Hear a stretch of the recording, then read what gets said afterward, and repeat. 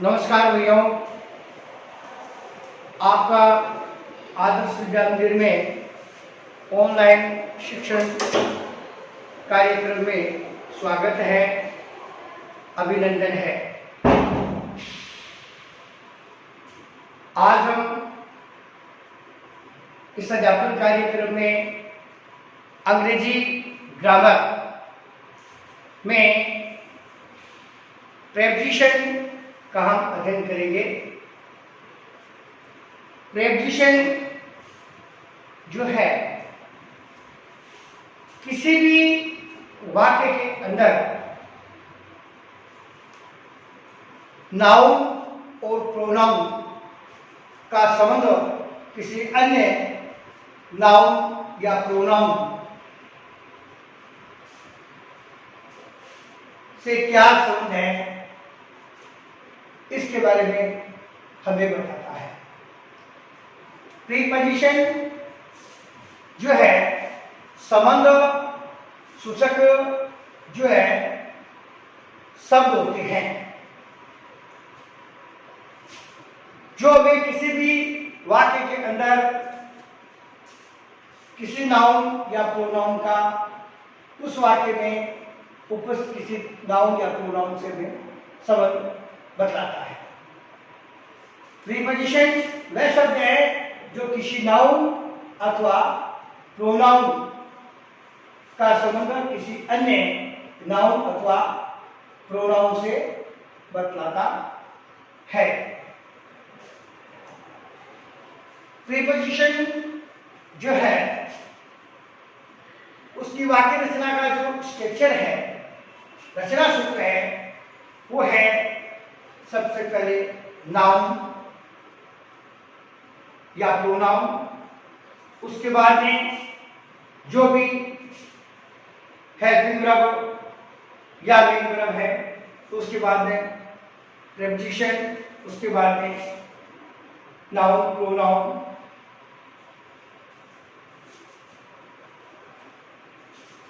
जैसे for example my book is on the table. My book, मेरी किताब is on the table, मेज के ऊपर है। तो यहां पर जो है my book, my जो है यहां पर जो है प्रोनाउंस का रूप है, और माई बुक को मेरी किताब इज ऑन, ऑन जो शब्द है यहाँ पर प्रेपोजिशन है, ऑन द टेबल, मेज के ऊपर, ये नाउन। तो ये मेरी किताब कहां पर है, मेरी किताब का साथ के साथ जो है टेबल का संबंध बता रहा है, और इस संबंध को बताने के लिए अपन ने ऑन का प्रयोग किया है। ऑन जो है वो प्रेपोजिशन है, यानी ऊपर, उस किताब की स्थिति स्थान बता रहा है कि ये मेरी किताब जो है वो मेज के ऊपर है। इसी प्रकार एग्जाम्पल नंबर 2 से भी हम इसको और अच्छी तरह समझ सकते हैं। ऐसा a cow under a tree. I saw a cow under a tree. मैंने एक गाय को एक पेड़ के नीचे देखा। आई यहाँ पर जो है वो प्रोनाउन है, काउ नाउन है, और जो है एक ट्री, एक पेड़ जो है नाउन है, और इनका आपसी संबंध जो है हम प्रेपोजिशन अंडर से इसका संबंध बता रहे हैं कि मैंने एक गाय को एक पेड़ के नीचे जो है देखा।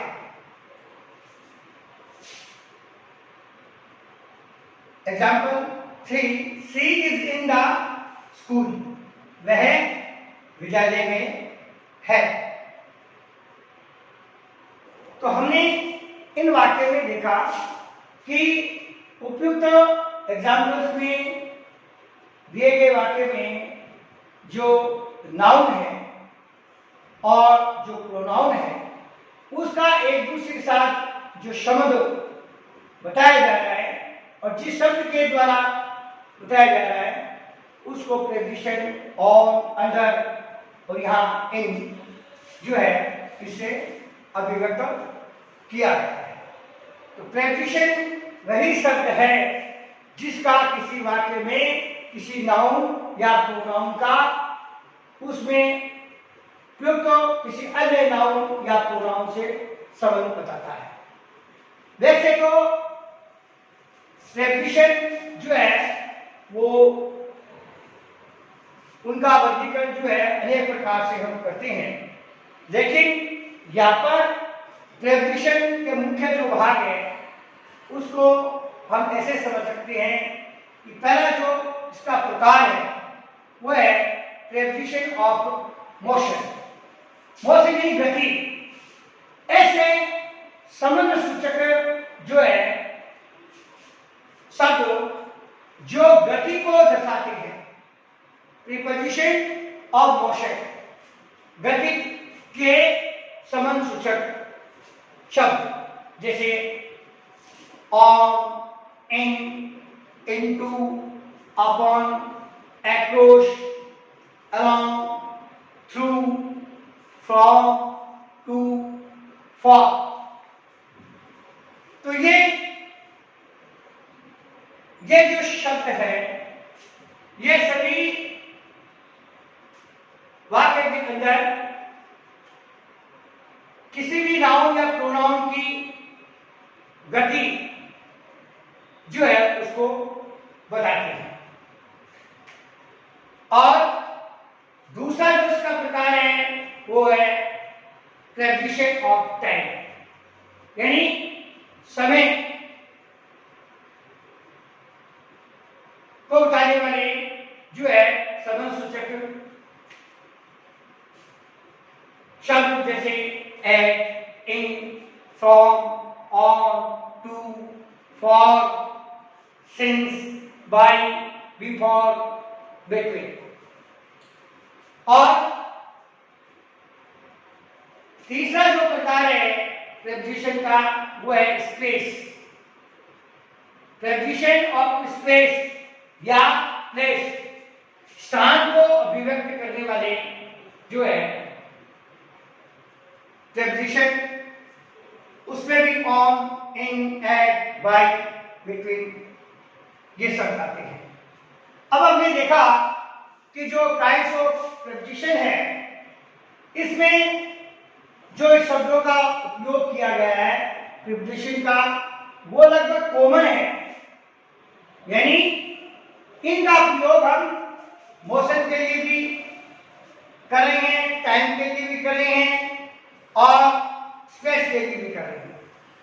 तो ये जो है कॉमन जो शब्द होती हैं, लेकिन इसका जब हम प्रयोग करते हैं तो वाक्य में प्रयोग करने पर हमें ये ध्यान में आता है, पढ़ने पर आता है कि जिस प्रेपोजिशन का प्रयोग किया गया है वो यहाँ पर इस वाक्य में स्थान को व्यक्त कर रहा है या उसकी गति को व्यक्त कर रहा है या किसी स्थान को व्यक्त कर रहा है। मूल रूप से जो है प्रेपोजिशन के हमने तीन प्रकार जो पढ़े हैं, जो है गति को दर्शाने वाले प्रेपोजिशन और समय को दर्शाने वाले प्रेपोजिशन और स्पेस या प्लेस को जो है बताने वाले जो है प्रेपोजिशन। अब हम इनका जो है विभाग से जो है इनका हम वाक्यों में प्रयोग करके और इनका प्रयोग किस प्रकार से किया जाता है, इसके क्या रूल ऑफ रेगुलेशन है, किस नियम से हमें करना है, तो इसका हम अध्ययन आगे करेंगे। इसी क्रम में जो है हम प्रेपोजिशन ऑफ मोशन के बारे में बात करते हैं। प्रेपोजिशन ऑफ मोशन यानी गति सूचक प्रेपोजिशन, इसको हम उदाहरण के द्वारा हम और ज्यादा समझ सकते हैं, क्योंकि वे शब्द जो हमें गति को दर्शाते हैं वो गति सूचक प्रेपोजिशंस में आते हैं। जैसे फॉर एग्जाम्पल, एक नंबर जो सेंटेंस है, he jump into the well. He jumped into the well, वह कुएं में कूदा। He jumped into the well, वह कुएं में कूदा। या तो उसने गति की, इसलिए यहां पर इनटू का प्रयोग हुआ। Two friends were going through a forest, दो मित्रों एक जंगल से जो है जा रहे थे।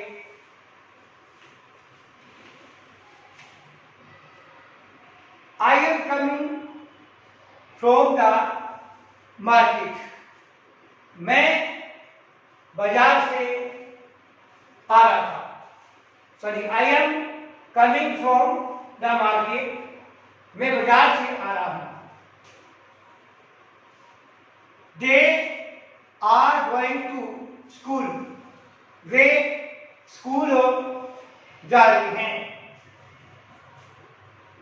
Sita came into the room, Sita जो है वो कमरे में आई। The thief came through the window, चोर जो है वो खिड़की से जो है अंदर आया। She could swim across the river, वह जो है नदी के पार जो है तैर सकती थी। तो हमने उपयुक्त उदाहरण में देखा कि ये सभी जो प्रीपोजिशन है, into, through, from, to, across, ये सभी गति को जो है हमें बताते हैं कि जो है कोई भी वाक्य का जो नाउन है या प्रोनाउन है उसमें मूवमेंट हो रहा है, अंदर बाहर हो रहा है, इसलिए ये गति को दर्शाने वाले जो है प्रीपोजिशन है।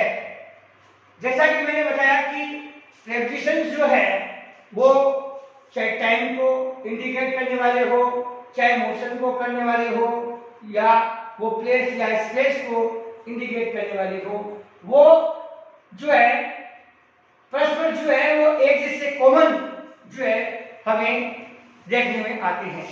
लेकिन हम जब उसका वाक्य में प्रयोग करते हैं तब ये हमें मालूम जो है होता है कि इस प्रीपोजिशन का जो है उपयोग किसके लिए होता हुआ है।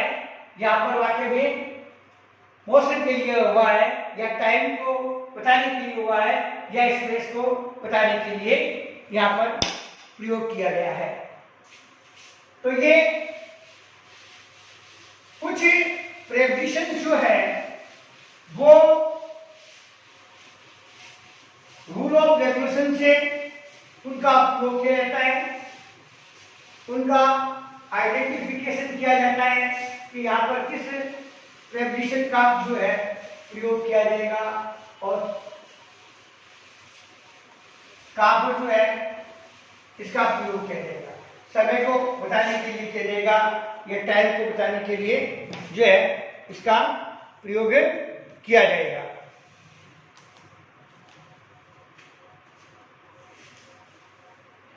जैसे यहां एक प्रीपोजिशन का अपन बात करते हैं, इन और इन यानी में, और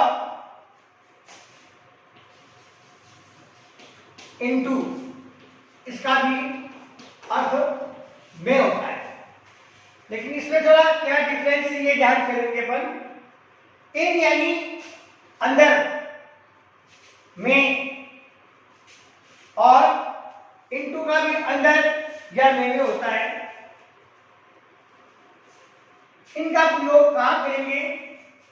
यही कोई वस्तु पहले से ही निश्चित है, पहले से ही अंदर है, तो हम इनका प्रयोग करते हैं। जैसे there are two fans in the classroom. कमरे में दो पंखे जो है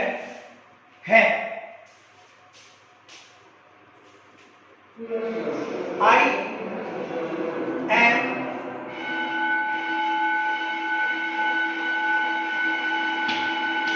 टीचिंग इन द क्लास। मैं कक्षा में पढ़ा रहा हूं।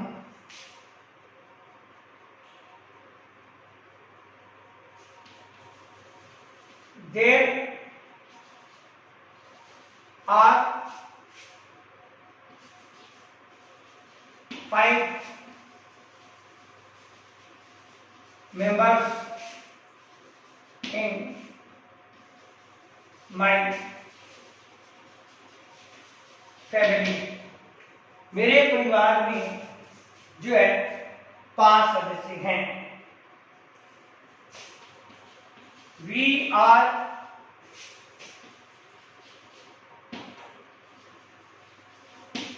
sitting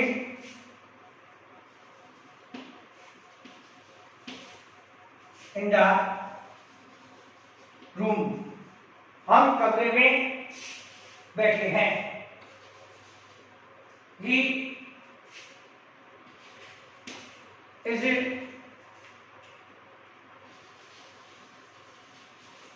going into the classroom. वह कमरे में, वह कक्षा में जो है जा रहा है।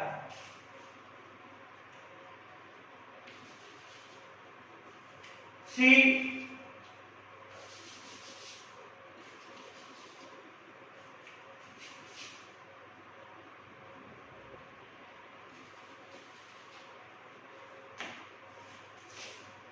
was